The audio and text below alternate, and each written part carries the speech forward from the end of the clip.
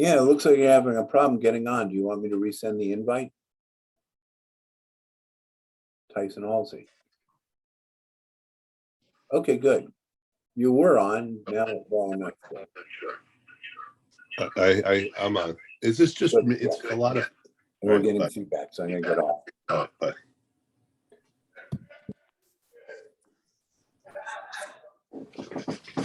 All right, well, I'm gonna go ahead and start. This is recorded. I'm gonna speak for 15 minutes and then Rich Gula will speak. Rich advises some Fidelity fund managers and has been doing so and used to work there. He's also worked under Dean LeBaron, and he worked directly under Ned Johnson and has run sizable money, and he knows where, you know, what sophisticated Boston money managers are doing, and he has a technical and quantitative background, one of those double Harvard guys, but he's normal. He studied psychology in both, but I'm gonna get going. So today's call, we're going to discuss inflation and geopolitical black swan risks and opportunities.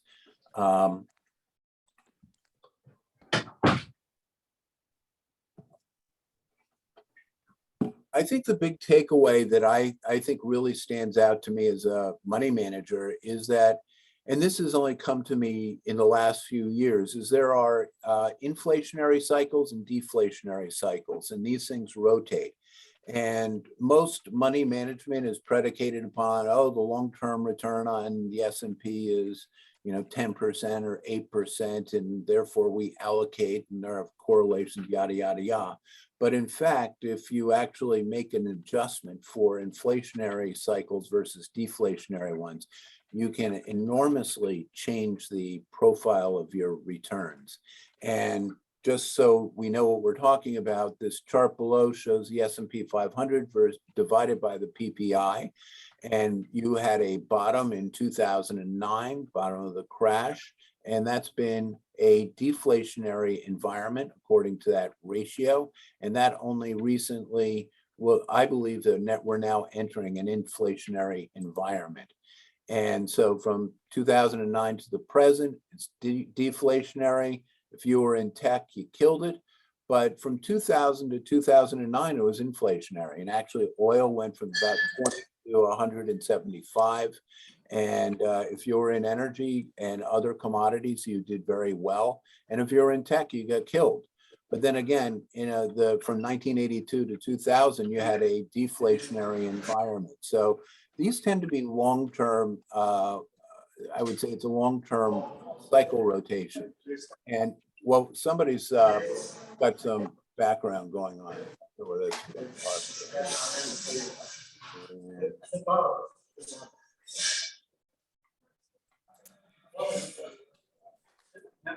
I don't know. Is that you? No. I tried to mute everybody. Anyway, inflation. So everybody here, because they're involved in the markets to differing degrees, realizes that we're seeing inflation. I think that I noted when the Jackson Hole Fed meeting in August of 2020, the Fed came out and said, well, we can actually tolerate a little inflation, and that would be good for the economy. And, you know, 2%, maybe a little above that. And I wrote a note shortly thereafter saying, you know, this is an important change. I didn't expect inflation to come up the way it did. But I said, this is a significant change in posture since you all make sure that you are on mute if possible, because I'm getting some background somewhere. I'm not sure where that's coming. Is that, well, no, I guess, Rich, you can't be on mute. Rich, you might be, I'm going to put you on mute. Rich, you are it, but when you have to speak, I'm going to put you back on unmute. Anyway, so, you know, we just had 9.7% PPI. That's huge. I mean, the Fed was talking about 2% inflation, transitory. It would go up and then come right back down. for a little while, it looked like we saw commodity prices go up and come down. We saw lumber prices go up and come down.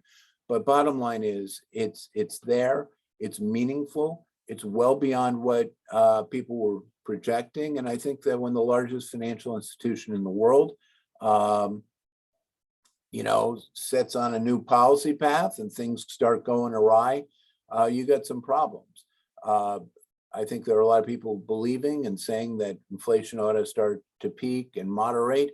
I think that that's probably true, but I think you have to be open to the idea that we have persistent inflation for the next couple of years, and that inflation could go a good bit higher, and that really should change how you're managing your money. And I think it needs to be seen in a perspective of history, and here's a shorter term history. The 10-year US Treasury, which pretty much the whole world trades off of, was trading at around 3% in 2018, and then dropped all the way down to 0.5% in the pandemic market crisis. It then started to rebound as we realized we're not going to have 2 million people die or something like that, which were the immediate expectations. But with the Delta virus, interest rates pulled back, and again with the Omicron, but that seems to be in the rear view mirror, and bond prices are moving higher, and I see that as a problem. I think another confusing factor, I discussed this previously, is that there are two ways to value the market. One is the Shiller-Cape ratio, and the other one is the Fed model. And on Shiller-Cape, that's a 10-year PE ratio. Very effective. The guy won a Nobel Prize. He's smart. And basically what it says is we haven't seen stock prices this high since 1929 or 2000, maybe a little lower. And actually it's down from when I last did this presentation. But the problem is during this period, we've watched interest rates come down from 15% all the way down to 0.5% and now at 2%. And that really skews things because the Shiller ratio does not take into account what the alternatives are. So on a Fed model is, or the risk premium model is another thoughtful approach. But what they're doing is they're taking a look at the earnings yield on the S&P 500, and the earnings yield is the inverse of the PE. How much are you making? And at a 20 PE, that's basically a 5% earnings yield, and that compares against a Treasury yield, which is yielding it's now it's now 2%, but 5% is much better than 2%. So there is no alternative. That has been the mantra of investing over the last couple of years. And I think that has led to unusually high valuations as measured, let's say, with the Cape. But a lot of that I think is artificial. I think it's because of the Fed's activities. So I think that what we're seeing here is the great rotation. And that's because we're now in an inflationary cycle. And I think the important thing to think about as a portfolio manager or an investor is that we're in an environment where interest rates are artificially low, but when you want to figure out how to outperform, you need to look at the fundamental factors that drive asset prices, and they're changing, and inflation really complicates it. Inflation means that you're going to have higher interest rates, so the typical 60-40 kind of allocation just doesn't make sense. And bonds, I think, should be sold, particularly long duration bonds. And also inflation represents a risk to earnings, margins, and that is a problem. And really, you got to put the inflationary hat on and say, who's going to do well in this environment? And I have some thoughts there. But again, I think there are relatively clear lines of demarcation between inflationary and deflationary cycles. So from 99 to 2008, this is when the, I got that wrong. I just typed that in. That is the CRB divided by the S&P. That really went through the roof. Sorry. But from 1999 to 2008, oil went from $20 to 175, and the tech bubble burst.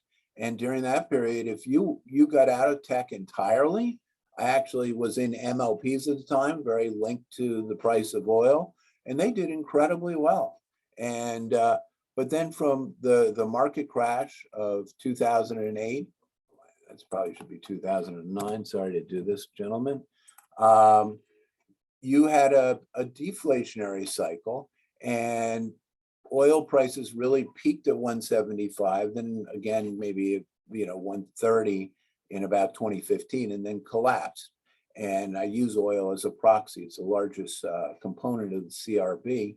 But if you were in tech, if you just went from energy to tech and you rotated that, you could have done incredibly well.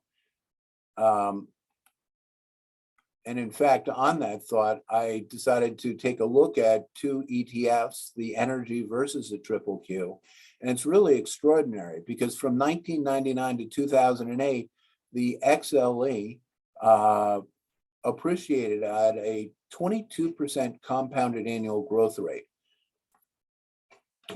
You compare that to the triple Q. Now, this starts in 99. That's actually when the Qs first came to be. And the NASDAQ was down, triple Qs were down. You were down -3%. I mean, most portfolio managers would think they're heroes if they're 1% above the S&P. I mean, all you have to do is go from one to the other. You're getting a 25% delta in terms of performance by shifting properly from the Qs from tech to energy during this period of 99 to 2008. This is one of these inflationary periods. But you flip it around, and from 2009 to 22, you actually got 3.6% returns on energy. And frankly, energy stocks, that's probably just what the dividend yield was. And at the same time, you got a 20% compounded annual growth rate in the Qs. And we've seen what's happened. And in my opinion, you're going to see everything invert here. Qs go down and energy does well. And I want to talk a little about the commodity cycle and the CRB, nat gas, and oil. And so this is the CRB. In 95, it was down here, went all the way up. I mentioned oil peaking in 2008 at 175, but then really had a very significant period of decline, and that's consistent with that deflationary period. And now what's happening? CRB is going through the roof, and it's literally up from the bottom 126% since the April the April low in 2020. I think it was in May when it turned negative. Jeff Curry over at Goldman Sachs is saying we are in a commodity super cycle. And I think that that's actually, I think that that is quite plausible. And here's natural gas. Natural gas crashed from 2005 all the way down to 2020. There was significant overcapacity. And finally, that overcapacity has now been absorbed, and now you have more demand than supply, but nobody's putting money into energy. And now you're starting to see natural gas do well, and I've done very well by investing in natural gas over the last year and a half, but I think that that trade still works. Similarly with oil. Oil's had a big run here. Just off the bottom, it's up 356%. But I'm going to talk briefly about some investment ideas. And on the natural gas, three names that I've owned are Antero Resources, Antero Midstream, and Tellurian, and Antero Resources, Utica Marcellus, E&P, really well managed by a bunch of Goldman investment bankers. And that's had, that's up 10, 11 fold since the bottom. And Antero Midstream, very interestingly, yields almost 10% on a good bit of that.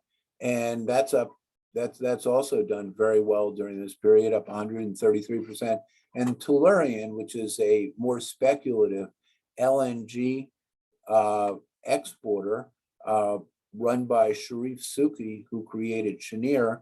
I have great hopes for it. I just saw this week that a 13F filed by John Paulson, he now owns 5 million shares. I know he participated as a private equity investor in Cheniere. That's public information. But I think that these guys are really well positioned, and this whole European situation is stunning in the way the Nord Stream 2 and Russia is using natural gas as a political weapon against Europe. And the logic for a LNG exporter taking advantage of low-cost U.S. natural gas is highly compelling. And looks like Rich Gula is trying to talk, but he's not supposed to talk yet. Anyway, I think Tellurian's a speculative but potentially hugely successful natural gas play. Master limited partnerships, I've done a lot of investing in that space. From 2015 to the low, let's say, I guess that was in March of 2020, you had a massive decline, 87%. And these things have big fat dividend yields. And by the time they bottomed, they were yielding 14%. These are pretty much natural monopolies, and I bought them, and that's worked out really well. Their yields have come down 6.8, 7, 8%, and you can still buy a nice tax-advantaged portfolio of yield, and particularly in an environment where bonds are hurting you. But I think that, one money manager said, yep, enterprise products pays my mortgage. And I think that arguably you should be substituting bonds for MLPs. A lot of the play is gone, but a couple other names, I like US Steel.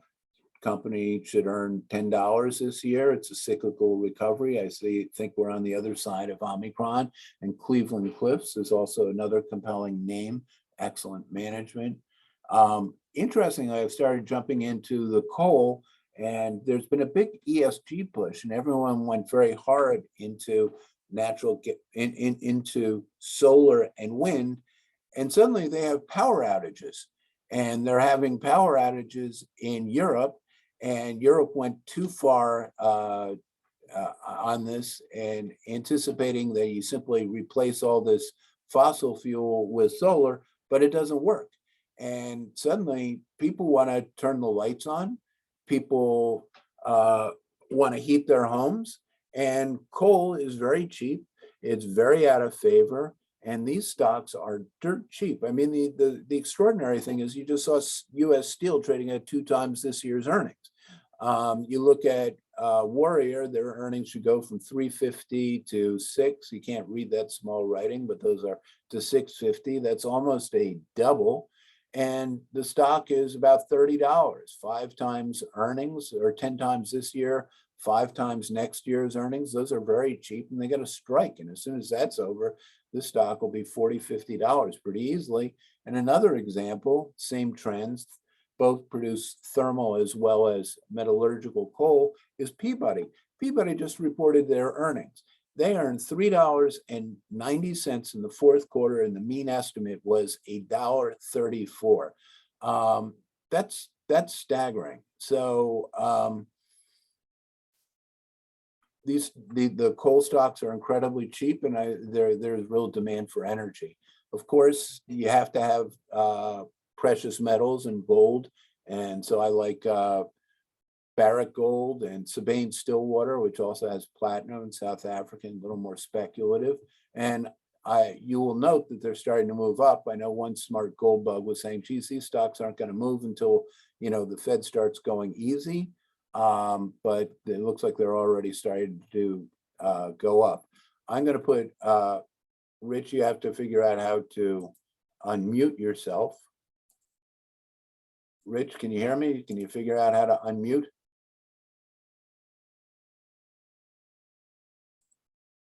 I can't, Me? I can't Me? hear you.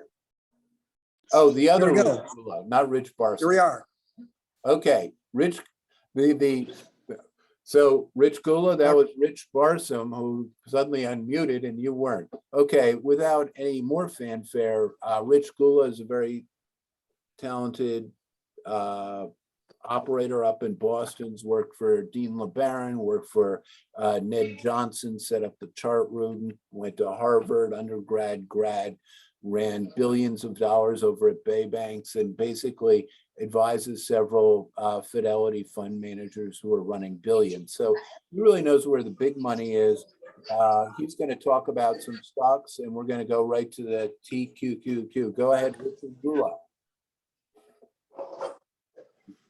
All right. Thank you, Tyson. With that introduction, I want to remind everyone that the defensive back that could not cover Cup in the Super Bowl was also very talented. Speak up, So- please. Hold on. Can you hear me now? Yes. Okay. I said that in the terms of being talented, the defensive back that covered Cup in the Super Bowl was very talented and did not have a good day. So hopefully we'll do a little better than that. The market cross currents here, Tyson and I have discussed, are about as interesting and complicated as they've gotten over my career, which goes back to the 70s. One of the tricks for taking it apart is if you use the various futures that trade with liquidity overnight in a variety of the charting services, you can do 8-hour charts, 480 minutes. There are really three markets. There's a market that goes from 6 until 2 in the morning that's basically Asian driven. There's one from 2 to 10 on that, which picks up the beginning of the US, but that's when you've got pretty good activity in Europe in our futures.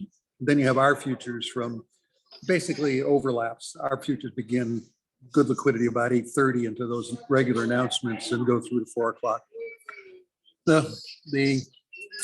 The message from my view of those futures is that a lot of the selling you've gotten overnight has been a result of either Asian or especially European hedging. There's not nearly the liquidity in any futures contracts on equities in Europe. They'll take their risk in terms of being in dollars versus the euro, which actually is very good over the last 6 months.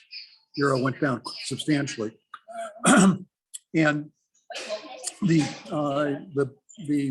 manipulation on stocks is almost never explained by the regular media coverage. I will give one plug to one show, and I have no vested interest in this, but Brian Sullivan at CNBC does a show from 5 to 6 in the morning that covers the European overnight markets. He does an excellent job, much better than Bloomberg does. And Fox doesn't even put anybody on in that hour anymore. They just have Maria come on at 6. He's been asking a lot of questions there about the role of the ECB and Christine Lagarde in terms of negative rates and the open checkbook that was there for quite a long time. And that all has come into play within the last month and a half or so. But let me just give you a quick overview of where we are. You've basically had 3 major market events that we're digesting right now. The first was the peak in the Cathie Wood stocks in February of 21. There's a chart here that captures that. I'll get to it in a second. The second is there was a market crack, the liquidity crack that was the day after Thanksgiving. You might all remember how uncomfortable that was. Our market was generally illiquid, and somebody really sold the devil out of the stocks and the futures, and that was a big break in the market structure. And the third is the market digestion, whatever you want to call it, that's occurred during January so far. There are 5 elements there that I see. There are various forces, number one, that are playing the demise of the Cathie Wood stocks.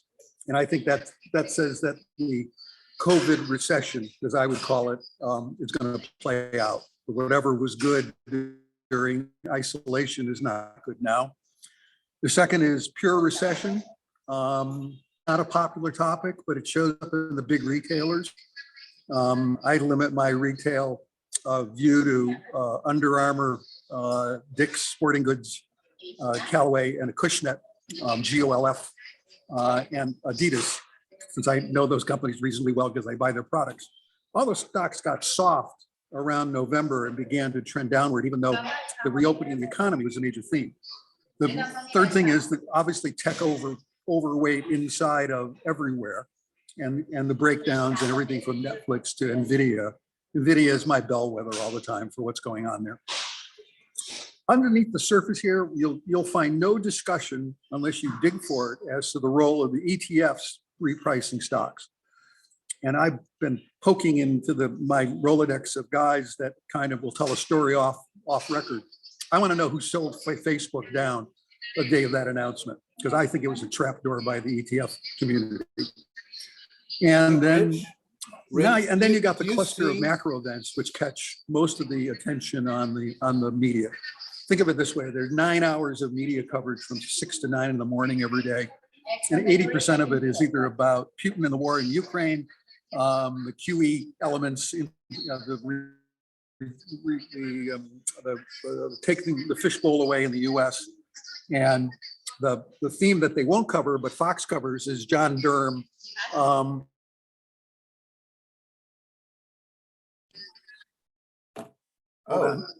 you still hear me? Yeah. Okay, I'm back. Do you see Can I the still hear? charts that I have up?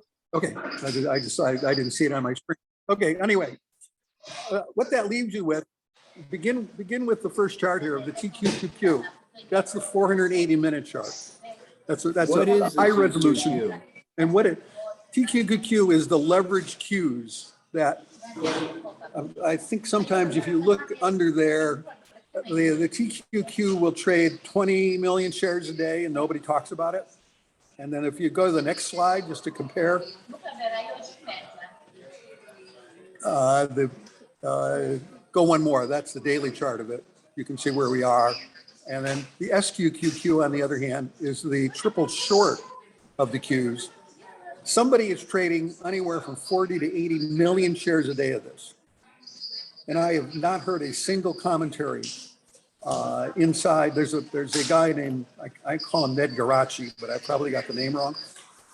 He posts a lot on Twitter. And then there's a fellow from Bloomberg that also covers ETFs, and even they don't say much about this. So there's an awful lot of capital in here that hedges everything going on all the time intraday. The way I read these charts right now is I kind of want to be long the SQQQ chart, and I want to be short the TQQ chart. So that says we don't have a bottom. If you could go to the next chart, Tyson. Thank you. SARK is this. I think I knew the guys at Tuttle that founded the firm. What these guys found after, this is really piling on. This is where Tom Brady'd be screaming because the guy'd be sitting on him after he was on the ground after being sacked.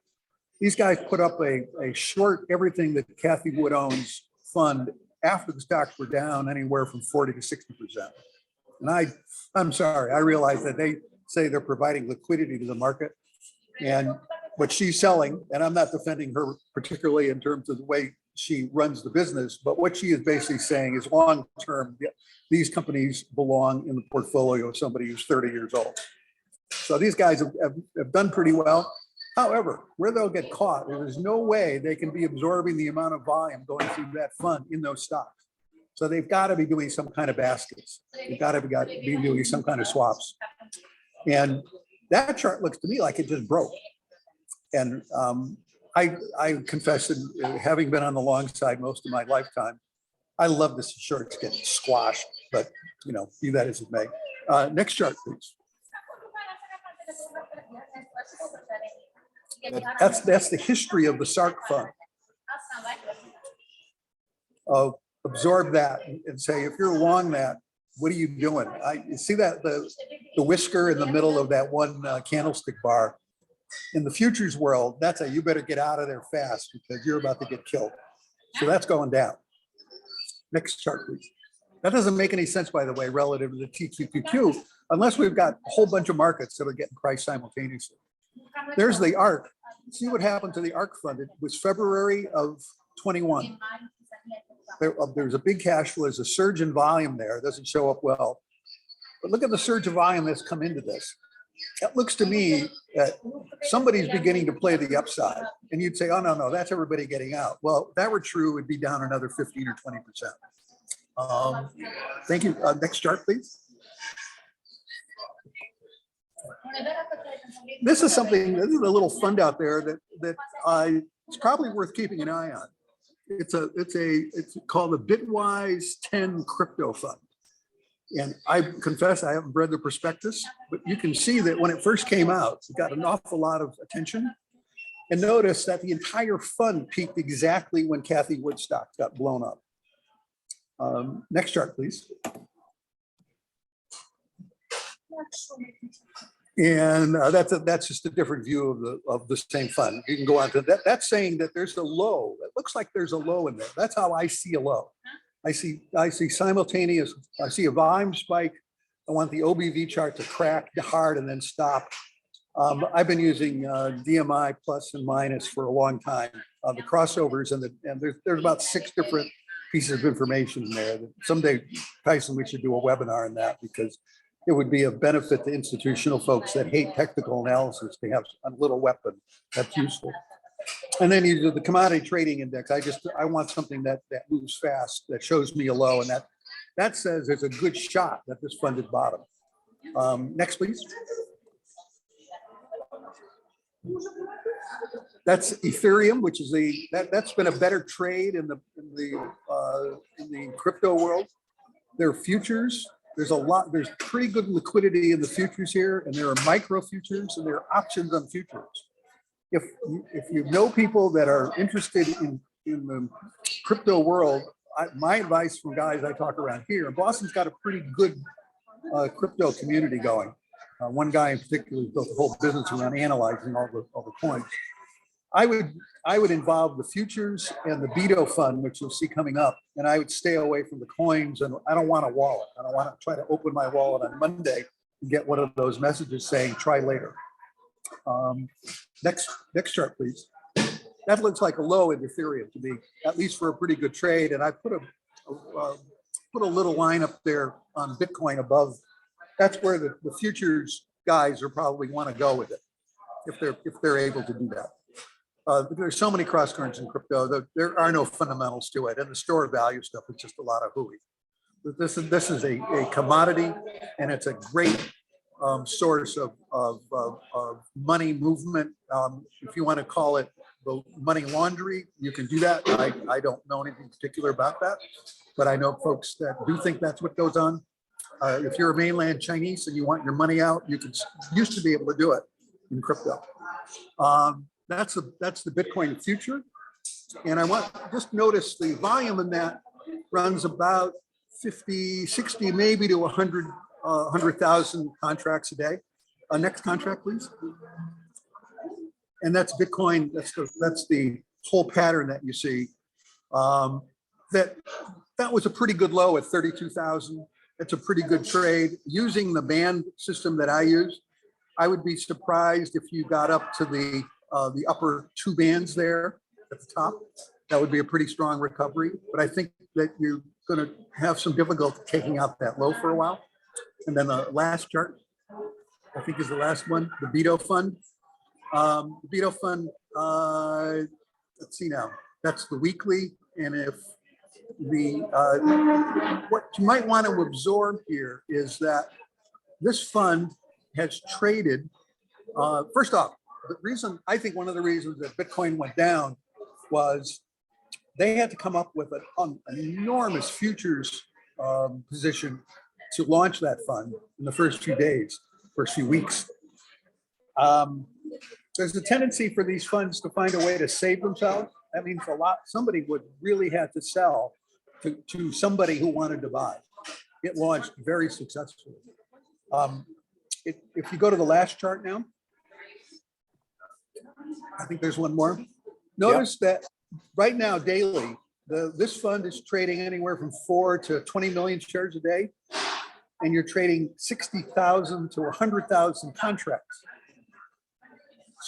So Tyson, you're the one that knows the world of Goldman Sachs better than I do.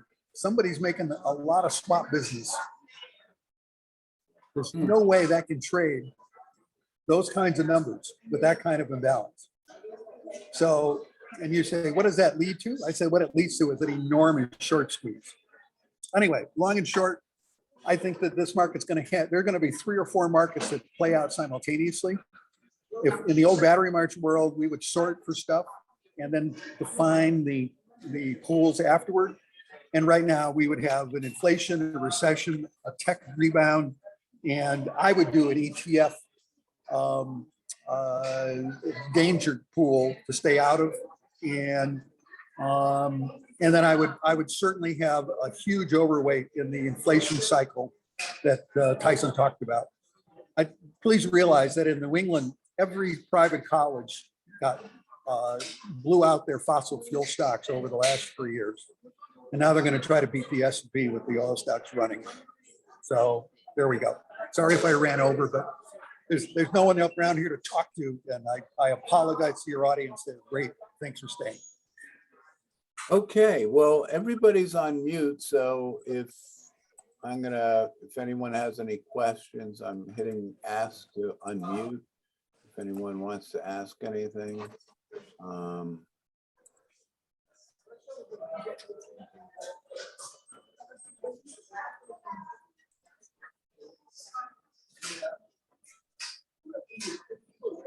Are there any thoughts or questions?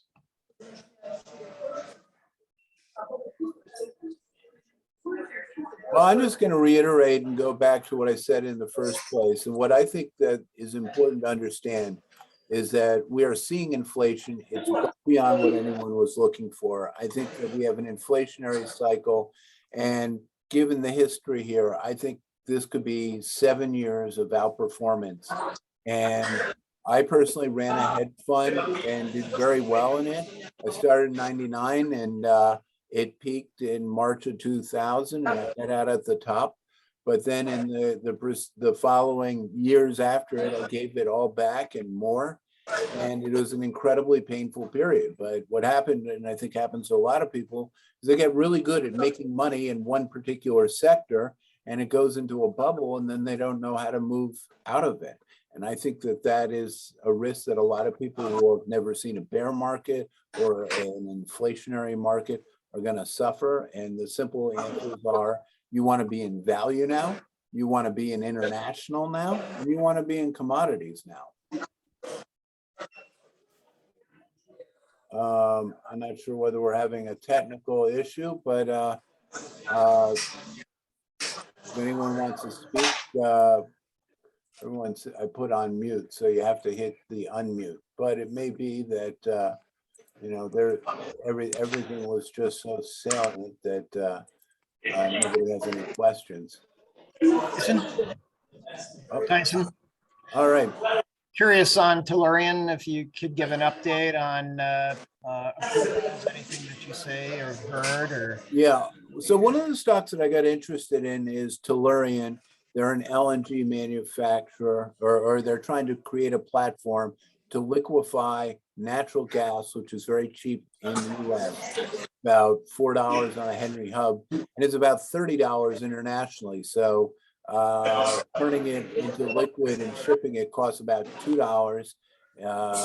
And so there is a massive spread, but it's a commodity. So it's not easily hedgeable, but this guy put together Cheniere very successfully. And I think what's happened is the stock has underperformed as they had announced that they would announce a bank group that would finance it. And then I think geopolitics kind of became a factor here, particularly as it relates to the Ukraine. And I also think domestic politics. There was a point a couple weeks ago where a bunch of Democrats wrote the head of the Secretary of Energy saying, we shouldn't export natural gas. We don't want our constituents paying high gas prices. this is natural gas as opposed to gasoline.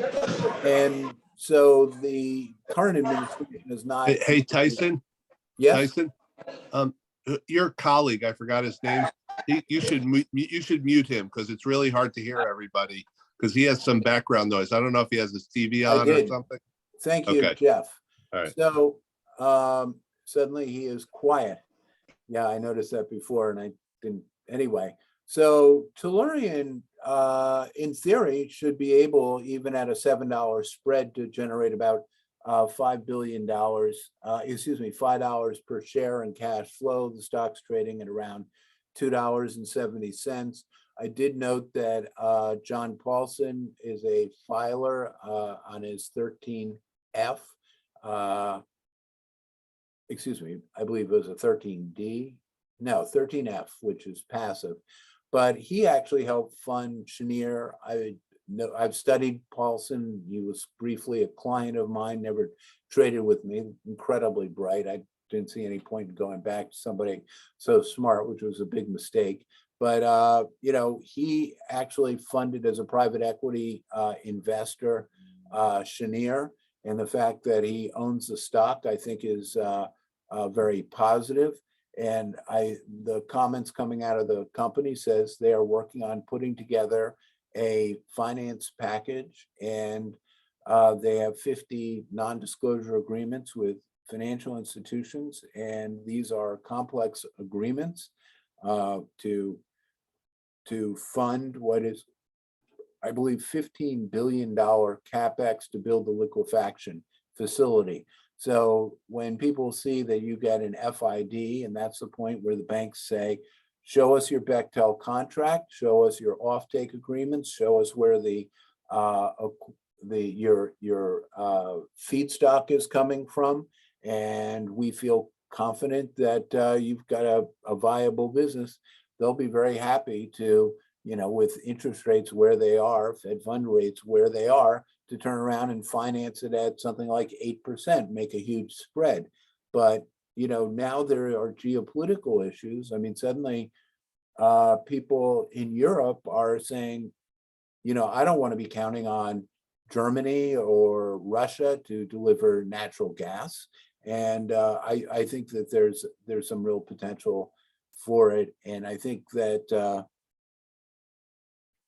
unfortunately, it's slipped, so there's been some underperformance. But I think at this point, you should see them get to the point of FID, and they're starting construction in the beginning of the second quarter.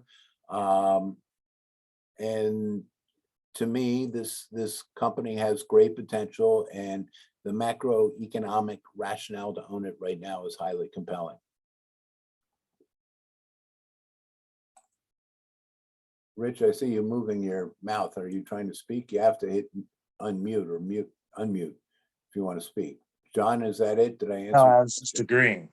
All right. Mr. Barson, did you have a question? No, I was just agreeing with you with my head. All right. And anyone else have any questions? With that, I'll wrap it up. Thank you all for attending. If you want, I recorded this. I have to figure out how to send it. It's a large file, but I think that if you navigate this cycle well, there is an awful lot of money to be made. And frankly, I'm not big on the short side. There's probably a lot of money to be made on the short side. But I think you have to recognize that inflation is changing the game. It's changing what's happening in interest rates. And this cycle is going to be with us for a while. And thank you again for listening and joining the call today. Have a good day. Thanks, Titan.